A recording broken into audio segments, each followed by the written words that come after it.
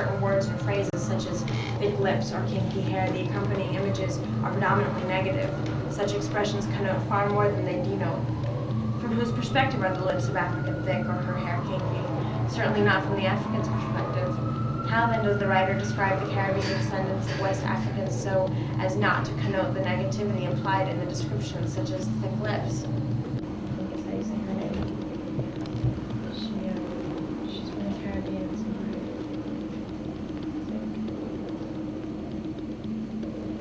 You really want to read this too? Okay, stop me when you don't want to hear it. How's that? Okay. The absence of writing, or how I almost became a spy.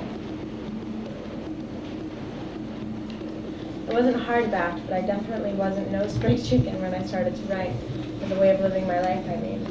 Although, like a lot of women, I had been doing it on the quiet, filling up all kinds of notebooks with poems, thinkings, deep and not so deep, curses and blessings. The last thing I expected to end up doing was writing, and when I upped and left a safe and decent profession, second oldest in the world, they say, for writing, I was the most surprised person. It is in those growing up years as a child in Trinidad and Tobago that you will find the how and why and wherefore of this take me by surprise change. If someone had asked me when I was growing up to tell them what pictures came to mind when I heard the word writer, I would have said nothing. What I wanted to be most of all was a spy, and after reading about spies in World War II, spying was much more real to me than writing. After all, there was an empire, and we, its loyal subjects, had to defend it. Black and brown, middle-class people, my family, short on money but long on respectability, belonged to this class, wanted their children to get good jobs, and better yet, go into professions.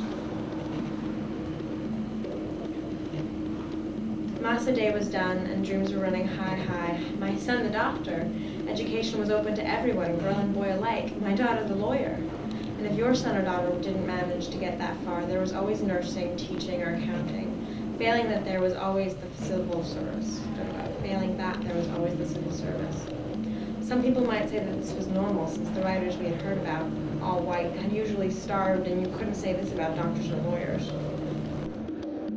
Salvation of the black middle classes, so he believed, and a profession was the best proof you had to put servitude behind you, and were becoming more like the upper classes. Writing was no help in this at all.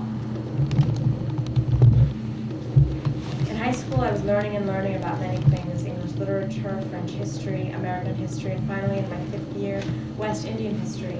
Poor ass cousin English history, the name V.S. Naipaul was there somewhere. V.S. Naipaul, writer. It was a sister of his who taught me in high school who first mentioned him to us, her students. But V.S. Naipaul was Indian, and in the context of Trinidad at that time, in the eyes of the blacks, this was a strike against him. V.S. Naipaul, the writer, we didn't understand or care to understand. Maybe without knowing it, we were already understanding how he was going to use us in his writing life. Books for show. I wasn't no stranger to them. They were all around since my father was a headmaster and living in the city meant I could get to the library easily. Books for show. Rows and rows of them at the library. As greedy belly, I read my way through Dostoevsky, Moravia, Shakespeare, Dickens. Books for show. Other people writing them. I was reading them. I wasn't different from any of the 20 or so girls in my 6th form class. None of them were looking to writing as a career, or even thinking the thought as a possibility. Profession, vocation, career, we all knew those words. The black and brown middle classes, scholarship girls whom our teachers were exhorting to be the cream of society, the white salt of the earth. Profession, vocation, career, anything but writer. Some people are born writing, some achieve writing, and some have written writing thrust upon them. My belonging is to the last group, coming slowly to accept the blessing and yoke that is writing, that which so doing I have come upon an understanding of language, good English, bad English, Queenlingish and Kinglish, and anguish that is English in colonial societies. The remembering, the revolutionary language of Massa Day done, change fomenting, not in the language of rulers, but in the language of the people. Only when we understand language and its role in a colonial society can we understand the role of writing and the writer in such a society. Only then, perhaps, can we understand why writing was not, and still, to a large degree, is not recognized as a career, profession, or a way of being in the Caribbean, and even among Caribbean people resident in Canada. She moved to Canada. What follows is my attempt to analyze and understand the role of language and the word from the perspective of a writer resident in a society which is still very much colonial, Canada, a writer whose recent history is colonial and continues to cast very long shadows. Fundamental to any art form is the image, whether it be the physical image as created by the dancer or choreographer, the musical image of the composer or musician, the visual image of the plastic artist, or the verbal image, often metaphorical, of the writer and poet. For the purposes of this essay, I will be confining myself for the most part to the concept of image as it relates to the writer. While, however, it may be quite easy to see the role of image as it relates to the visual artist, it may be less easy to do so with respect to the writer. The word image is being used here to convey what can only be described as the irreducible essence, the I-image of creative writing. It can be likened to the DNA molecules at the heart of all life. The process of giving tangible form to this I-image may be called I-imaging or the I-imagination.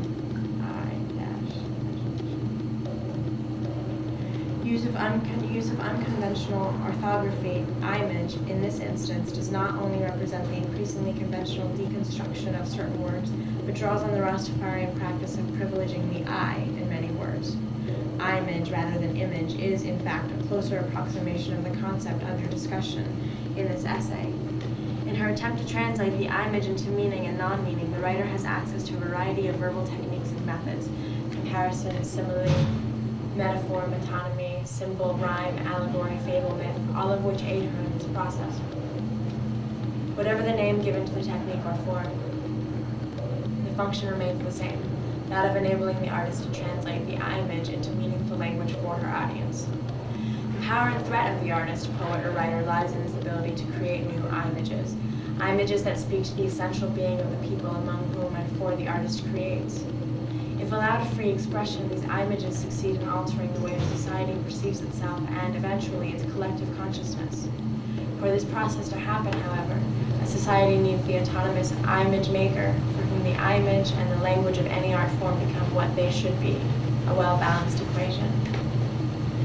When in the early 1900s, Picasso and his fellow artists entered their so-called primitive stage, they employed what had traditionally been an African aesthetic of art and sculpture and succeeded in permanently altering the sensibilities of the West towards this aesthetic.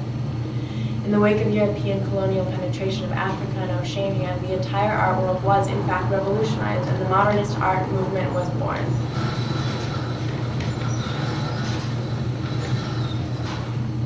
These changes did not necessarily increase the understanding or tolerance of the West for Africans in Africa, but people began to perceive differently. I-images then comprised the African aesthetic, had previously been thought to be primitive, naive, and ugly, and consequently had been dismissed not only by white Westerners, but by the Africans themselves living outside Africa. So far were Africans themselves removed from their power to create, control, and even understand their own I-images. The societies in which these New World Africans lived, North and South America, England, the Caribbean, lacked the needed matrix in which the autonomous I-image maker could flourish. The only exception to this is to be found in musical traditions where, despite the hostility of these predominantly white societies, the African I-image maker in musical art forms was successful in producing authentic art, which has also permanently influenced Western music. Caribbean society has been a colonial society for a much longer time than not, and the role of the I-image maker, and I-image control are significant. The societies that comprise the Caribbean identity may be identified by A. The significant lack of autonomy in the creation and dissemination of I-images. B. Opposition to the ruling classes both at home and abroad to the creation of I-images that challenge their I-image making powers and status quo. C. Restricting of indigenously created I-images to marginal groups, example reggae and calypso. While changes like independence have improved some of these circumstances both within the Caribbean and within Caribbean societies and the large metropolitan centers overseas, these factors continue to affect the artist and particularly the writer. The tradition of writing for the Caribbean and Caribbean people is a brief one, and briefer still is the Afrocentric tradition in that writing. Gets more exciting. I argued above that at the heart of all creative writing is the image. The tangible presentation of this is the word, or word symbol as I prefer to describe it. The success of the execution of this image, be it poetical or in the extended metaphor of the novel, depends to a large degree on the essential tension between the image and word, or words giving voice to the image. Tension is created by the interplay of image and word.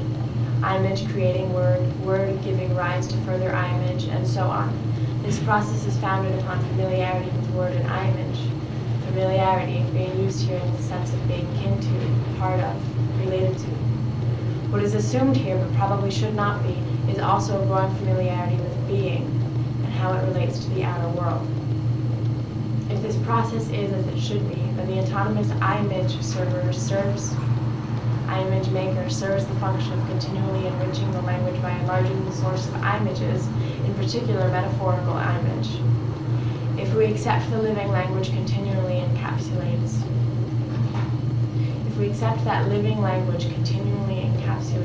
reflects and refines the entire experiential life and worldview of the tribe, the race, and consequently of society at large, and if we accept that the poet, the storyteller, the singer, or balladeer, through their words, express this process in their work, then we must accept that this process becomes one way in which a society continually accepts, integrates, and transcends to experiences positive or negative.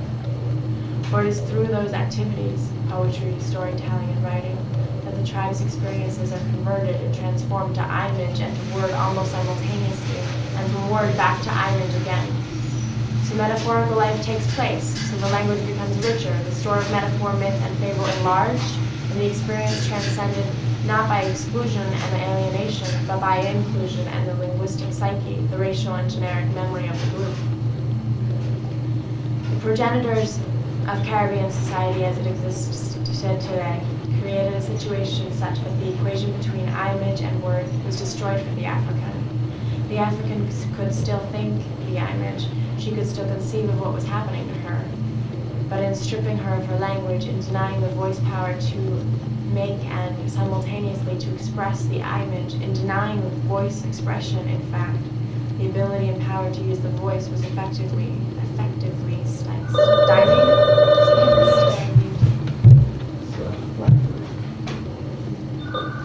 All straight.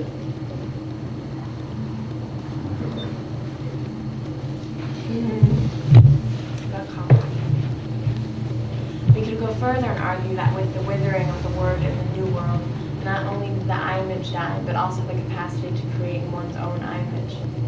The bridge that language creates, the crossover from image to expression, was destroyed, if only temporarily. Furthermore, alien and negative European languages would replace those African languages recently removed, and, irony of all ironies, when the word-image equation was attempted again, this process would take place through a language that was not only experientially foreign, but also etymologically hostile and expressive of the non-being of the African. To speak another language is to enter another consciousness. Africans in the New World were compelled to enter another consciousness, that of their masters, while simultaneously being excluded from their own. While similar prohibitions extended to music at various times, language was one of the most important sites of struggle between the Old World and the New World. The outcome of the struggle was the almost absolute destruction and obliteration of African languages. Together with the accompanying act of renaming by the European, this was one of the most devastating and successful acts of aggression carried out by one people against another. African musical art forms probably owe their survival and persistence to the fact that they were essentially non-verbal. Once the image-making power of the African had been removed or damaged by denial of language and speech, the African was then forced back upon the raw experience without the linguistic resources to integrate and eventually transcend it. The resulting situation became one in which the African was decontextualized, except insofar as her actions generated profits for the owners. The language within which that decontextualization flourished was in itself and, at best, a decontextualized one for the African. At worst, the language would serve to destroy. Language, therefore, succeeded in pushing the African further away from the expression of her experience and, consequently, the meaning of it. The African in the Caribbean could move away from the experience of slavery and time. She could even acquire some perspective upon it. but the experience, having never been reclaimed and integrated metaphorically through the language, and so within the psyche, could never be transcended. To reclaim and integrate the experience required autonomous image makers, and therefore a language with the emotional, linguistic, and historical resources capable of giving voice to the particular images arising out of the experience. In summing up his efforts to augment the English language in the 16th century, Sir Thomas Elyot wrote, quote, "I extended to augment our English tongue, English, E-N-G-L-Y-S-H-E, whereby men should as well express more abundantly the thing, again, T-H-Y-N-G-E, that they conceived in their hearts, wherefore language was ordained. Hang wordus apt for the purpose," end quote. That the African needed to express, quote, "more abundantly the thing they conceived in their hearts," end quote, is undisputed. That the English language lacked, quote, "words apt for the purpose," cannot be denied. Over and above her primary function as a chattel and unit of production, the English language merely served to articulate the non-being of the African. The purpose for which language was ordained would remain unfulfilled. I would argue further that it is impossible for any language that inherently denies the essential humanity of any group or people to be truly capable of giving voice to the images and experience of that group without tremendous and fundamental changes within the language itself. In this instant case, however, since there was no possible expression of the New World experience within any African language, the imaging could only be expressed through the English language. Essentially, therefore, what the African would do is use a foreign language expressive of an alien experiential life, a language comprised of word symbols that even then had affirmed negative images about her, and one which was but a reflection of this experience of the European ethnocentric worldview. This would eventually become her only language, her only tool to create and express images about herself and her life experiences, past, present, and future. The paradox at the heart of the acquisition of this language is that the African learned both to speak and to be dumb at the same time, to give voice to the experience and image yet remain silent. That silence has had profound effect upon the English-speaking African Caribbean artist working in the medium of words. Speech, voice, language, and word all are ways of being in the world, and the artist working with the image and giving voice to it is being in the world. The only way the African artist could be in this world, that is, the new world, was to give voice to the split image of voice silenced. Ways to transcend that contradiction had to and still have to be developed, for that silence continues to shroud the experience, the image, and so the word. As the poet Cecilia Bustamante writes in The Poet, Her Text, within this radius of language, she discovers that having adapted herself as a vehicle of communication for historical and cultural moments between a dominant culture and a dominated one, language is becoming one more tool of subordination, replacement, pressure, and distortion. Its potential is unexpressed, a proof that it suffers from margination, a proof that it suffers from margination of the dominated, or rather, the threat of being unable to internalize her own culture which has been violated. In order to express this reality, the social functions of language, it fosters either its communicative values or silence. Reflecting a similar stress, it detects the multiple structures of violence. Its authenticity is tested in the confusion of recognition and the tense structures of violation and domination that, whether paradoxical or contrary, are always obstructive. This is the dilemma of the dominated, to disappear or change at the prices of their lives. Concerning literature in the Caribbean, C.L.R. James has written that, quote, "Language for us is not a distillation of our past. If by language is meant Queen's or King's English as we know it, this statement is true, because that language, for all the reasons given above, can never be a distillation of our past. But what the ordinary African, the African on the Papine bus, or the Port of Spain route taxi, or the Toronto subway, produced from the only linguistic behavior allowed her, that is functionality, at its barest level, in the English language, is truly and surely a distillation of her past. It may not be the clearest distillation, but it remains a distillation all the same. In the vortex of the New World slavery, the African forged new and different words, developed strategies to impress her experience on the language. The formal standard language was subverted, turned upside down, inside out, and even sometimes erased. Nouns became strangers to verbs and vice versa. Tonal accentuation took the place of several words at a time. Rhythms held sway. Many of these techniques are rooted in African languages. Their collective impact on the English language would result in the latter being, at times, unrecognizable as English, bad English, broken English, patois, dialect. These words are for the most part negative descriptions of the linguistic result of the African attempting to leave her impress on the language. That language now bears the living linguistic legacy of a people trying and succeeded in giving voice to their experience in the best and sometimes the only way possible. The havoc that the African wreaked upon the English language is, in fact, the metaphorical equivalent of the havoc that coming to the New World represented for the African. Language then becomes more than a distillation, it is the truest representation, the mirror image of that experience. Language of the people, language for the people, language by the people, honed and fashioned through a particular history of empire and savagery. A language also nurtured and cherished on the streets of Port of Spain, San Fernando, Borcel village, and Sangre Grande, in the look, Shide, and Lay we go, in the mouths of the Calypsonians, Jean and Dinah, Rosita and Clementina, Mama Lookabooboo, the Cusbuds, the Limers, the Hoss whores, the Jacobats, and the market women. These are the custodians and lovers of the strange, wonderful, you take it easy jive, as kick-ass massa day done chamarangas, as we own old mass, pretty mass, times sweet language. We killing it. A more accurate description of this language would be to call it a demotic variant of the English, the Caribbean demotic. The excitement for me as a writer comes in the confrontation between the formal and the demotic within the text itself.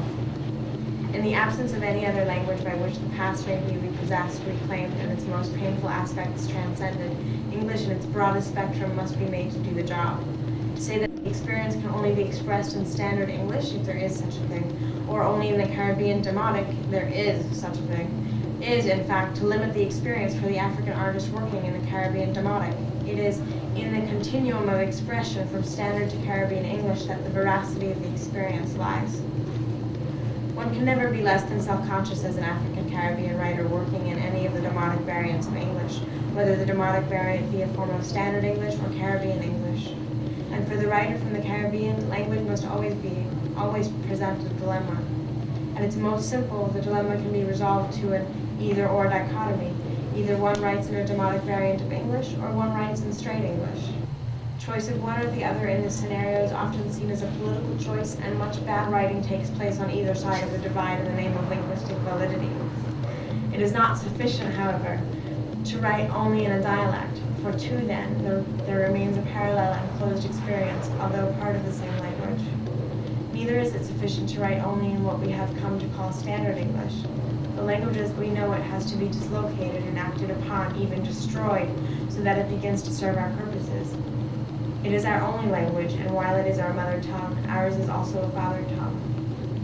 Some writers, Derek Walcott and Wilson Harris, immediately come to mind, having publicly acknowledged their gratitude for the blessing conferred on them by the imposition of the English language, and have, in fact, refused to acknowledge that there even exists a dilemma. Others, like Earl Lovelace, have taken up the challenge that the anguish that is English presents for all African Caribbean people. The issue is, however, much more complex than either-or dichotomy suggests. The place African Caribbean writers occupy is one that is unique, and one that forces the writer to operate in a language that was used to brutalize and diminish Africans so that they would come to a profound belief in their own lack of humanity.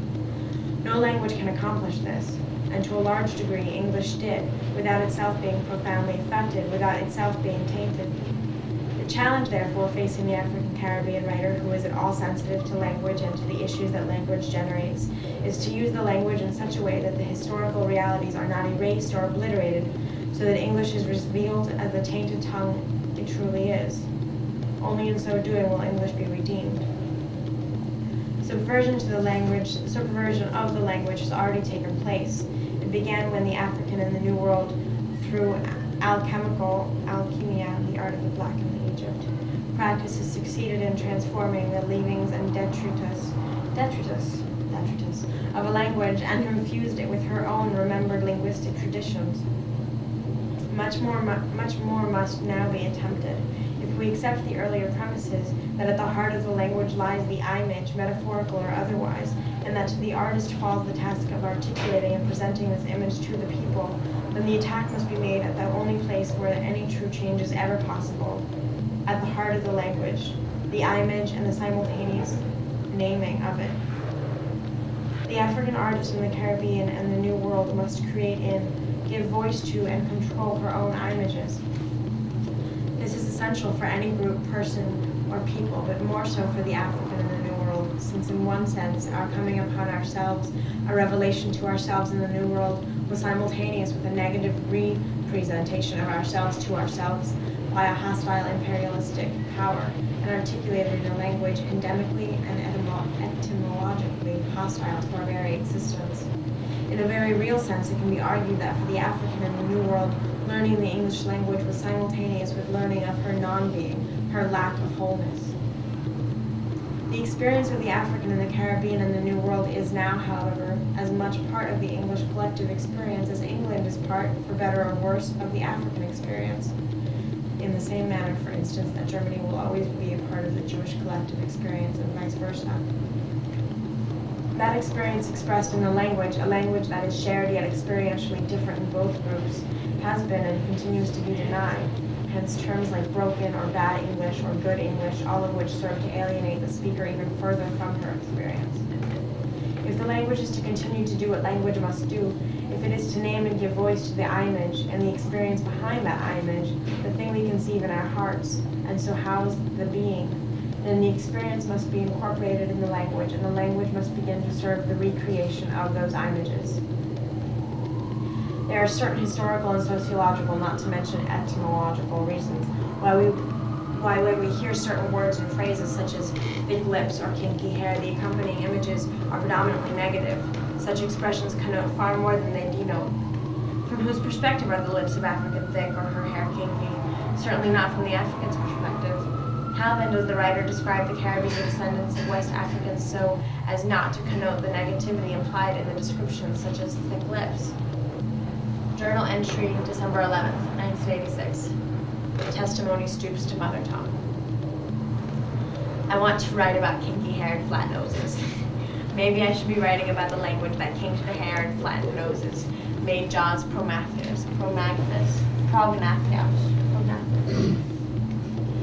This is how I tried to meet this particular challenge in a particular poem. It is but a small example of the challenge facing the African Caribbean writer who is interested in making English her home. The challenge is to recreate the images behind these words so that the words are being used newly. The African in the Caribbean and the New World is as much entitled to call the English language her own as the Englishman in his castle. However, just as we have had to make that image our own, so too he will be made to acquire our images, since we are both heirs to a common language, albeit to different linguistic experiences. Our experiences have touched in both negative and positive ways, and we remain forever sensitive to each other through the language. For too long, however, we have been verbal or linguistic squatters, possessing adversely what is truly ours. If possession is, in fact, 9/10 of the law, then the 1/10 that remains is the legitimization process. It is probably the hardest part, its reclaiming of our image-making power in what has been for a long time a foreign language. It must be done.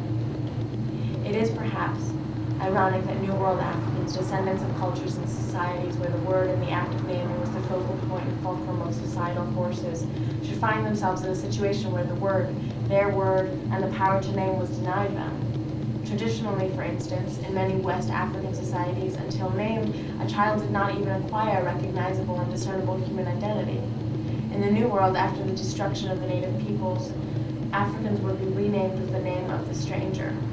If what the artist does is create her own image and give name to that image, then what the African artist from the Caribbean and the New World must do is create in, while giving name to, her own image, and in so doing eventually heal the word wounded by the dislocation and imbalance of the word-image equation.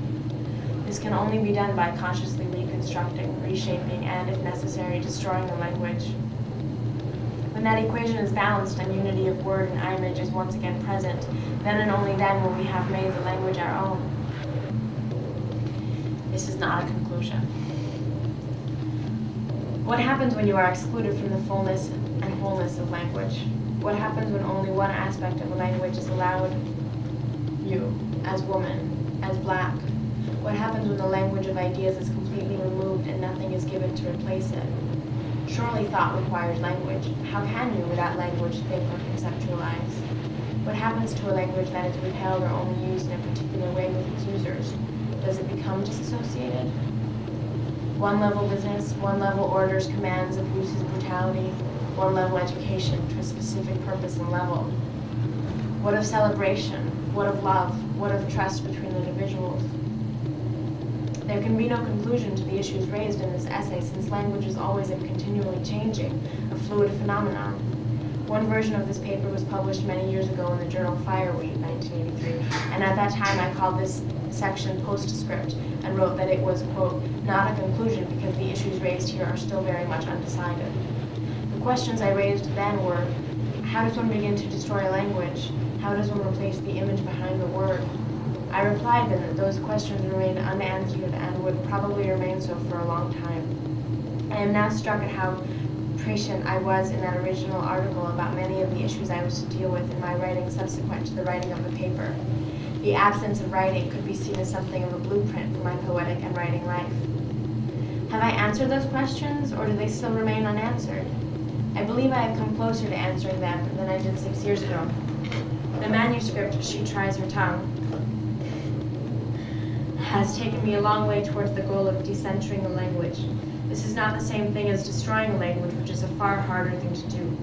Also, destruction connotes great sturm and drang when, in fact, what words just as well at times is a more subtle but equally profound approach. For instance, in the poem Discourse on the Logic of Language, the issue that I raised in the earlier postscript, that of father tongue vis-a-vis a mother tongue, some sort of balance is achieved despite the anguish of English, and despite the fact that English is both a mother tongue and a father tongue. In the accompanying journal I kept as I've worked on She Tries Her Tongue, I write as follows. I am laying claim to two heritages, one very accessible, the other hidden. The apparent accessibility of European culture is dangerous and misleading, especially what has been allowed to surface and become de rigueur. To get anything of value out of it, one has to mine very, very deeply, and only after that does one begin to see the connections and linkages within other cultures. The other wisdoms, African wisdom, needs hunches, gut feelings, and a lot of flying by the seat of the pants, free falls only to be caught at the last minute. It calls for a lot more hunting out of the facts before one can even get to the essence, because in almost exact reversal with European culture, not much has been allowed to surface. I'm almost tempted to say that one can, for that reason, trust that information more. I'm almost tempted to say that one can, for that reason, trust that information more. I must add now that the lack of information bears directly on one's ability to make images.